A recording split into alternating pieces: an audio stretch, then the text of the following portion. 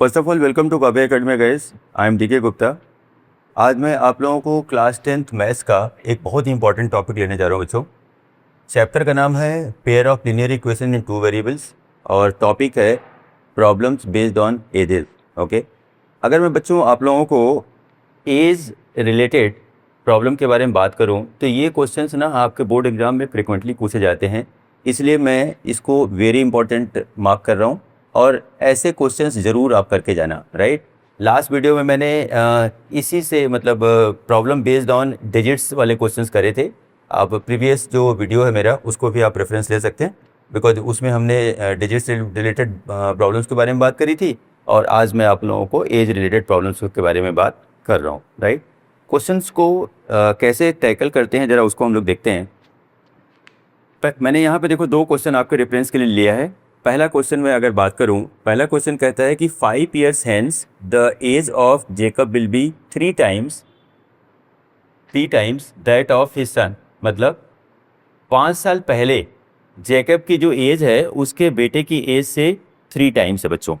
कितनी है? 3 times है। राइट, आगे फिर देखो स्टेटमेंट क्या कहता है। 5 years ago Jacob's age was 7 times that of his son। अगर हम लोग यहीं पे बात करें कि जेकब की एज अभी 5 years पहले कितनी थी, उसके अपने जो बेटा था उसके बेटे की एज से कितनी थी? 7 times था। राइट, तो ऐसे कंडीशंस में जो कंडीशंस दी हुई है हमें क्या फाइंड आउट करना है, what are their present ages, यानी जेकब की एज अभी आज के डेट में कितनी है और उसके बेटे की एज कितनी है। राइट, तो इस तरीके के एज बेस्ड जो क्वेश्चंस होते हैं उसमें हमेशा हम लोग कहाँ से स्टार्ट करते हैं, प्रेजेंट एज एज्यूम करके चलते हैं। उसके बाद जो कंडीशंस हैं उस कंडीशंस को इम्पोज करके दो इक्वेशन बना करके सॉल्व करते हैं। चलिए देखते हैं कैसे। तो अगर मैं फर्स्ट वाला क्वेश्चन जो है इसके सॉल्यूशंस पे आऊँ तो मैंने यहाँ पे एज्यूम कर लिया कि let the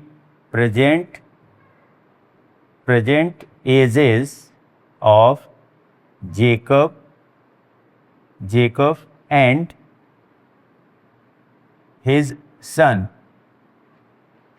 are x and y respectively. ये हमने एजम्पशन लिया कि जेकब की जो प्रेजेंट एज है वो एक्स ईयर्स है और जो उसका सन है उसका एज जो है वाई ईयर्स है। राइट, अब ये एजम्पशन के बाद हम लोग जो कंडीशन दिया हुआ है उस पर बात कर लेते हैं। देखिए जरा यहाँ पे क्या करें, 5 years hence। अच्छा बच्चों, कभी कभी ना एक चीज़ ध्यान रखना कि बच्चों को ना ये कॉल लेने में कन्फ्यूजन होता है, दिक्कत होती है कि यहाँ से हम लोग पास्ट के बारे में बात कर रहे हैं या फ्यूचर के बारे में बात कर रहे हैं। ओके, तो यहाँ पे देखो लिखा हुआ है 5 years hence, मतलब फ्यूचर की बात हो रही है, पास्ट की बात हो रही है। अगर इसी सेंटेंस को आप आगे पढ़ें तो यहाँ पे देखो लिखा होगा विल बी, मतलब क्या है, फ्यूचर के बारे में बात हो रही है। ओके, तो हम क्या करेंगे, ये कंडीशन इम्प्लाई करेंगे क्या, 5 years from 5 years from now. 5 years के बाद इनकी एजेस कितनी होगी, जेकब की एज कितनी होगी और उसके बेटे की एज कितनी होगी, इसको जरा हम लोग एज्यूम करते हैं। अगर देखो आज जेकब एक्स ईयर्स का है तो 5 years के बाद जेकब की एज कितनी हो जाएगी बच्चों, x+5। Right, and what about his son, उसका बेटा कितने साल का हो जाएगा, उसका बेटा भी y+5 हो जाएगा, y+5 हो जाएगा। राइट, अब जेकब हो गया x+5 का, बेटा हो गया कितना, y+5 का। कंडीशन ये कहता है कि 5 years के बाद जेकब की एज जो है उसके बेटे की एज से कितनी होगी, 3 times होगी। तो वो कंडीशन इंपोज कर दो, this will be equal to what, 3 times, this will be equal to 3 times। Right, तो यानी जेकब की एज कितनी हो गई, उसके बेटे की एज से 3 times हो गई। राइट, और इसको सिंप्लीफाई करके एक इक्वेशन बना लेते हैं।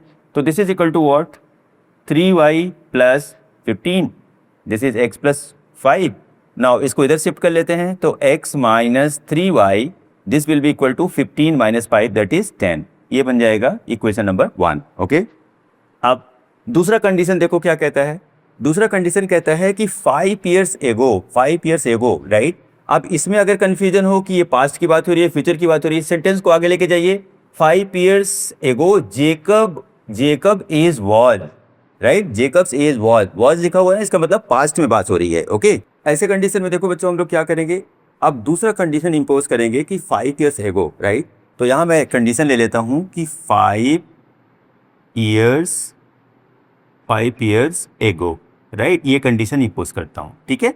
तो 5 years के बाद 5 years ago मतलब 5 years पहले जेकब की एज कितनी रही होगी बच्चों? वो रही होगी x minus 5, okay?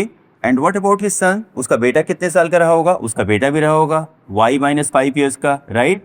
Now what is the condition? Condition ये कहता है कि देखिए यहाँ पे 5 years ago Jacob's age was 7 times that of his son, मतलब जेकब की एज उसके बेटे की एज से कितनी थी? 7 times थी। तो 7 से मल्टीप्लाई कर दीजिए, राइट?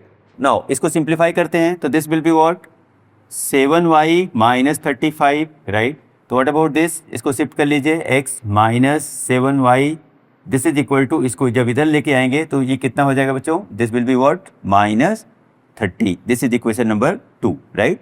अब इन दोनों इक्वेशंस को सॉल्व कर लेते हैं। यहाँ पे देखिए x minus 3y and this is equal to 10, this is equation number 1। यहाँ पे x का कोफिशिएंट इक्वल है तो यहाँ पे हम लोग क्या करते हैं? सेम साइन का है तो सब्ट्रैक्ट कर देते हैं। तो यहाँ this will B minus, this will B plus and this will B minus, ये एलिमिनेट हो जाएगा, कैंसिल आउट हो जाएगा।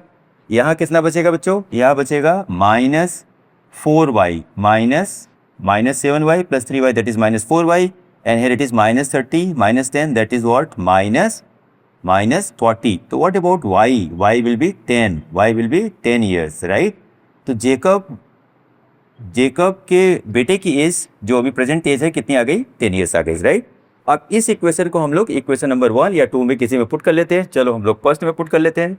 Now from second equation, now from 1 first में पुट कर लेते हैं। तो what about x minus 3 into 10, this will be equal to what? 10, right? यहाँ पे पुट कर दिया। तो this is what? x is minus 30, this is equal to 10। तो what about x will be 30 plus 10 that is what? 40 years, right? तो ये जो Jacob की एज आ गई वो कितनी आ गई बच्चों? 40 years और उसके बेटे की एज कितनी आ गई? 10 years, राइट? यही चीज़ हमने देखो यहाँ पे जंक्शन लिया था कि अभी जो प्रेजेंट एज है जेकब की वो कितनी है?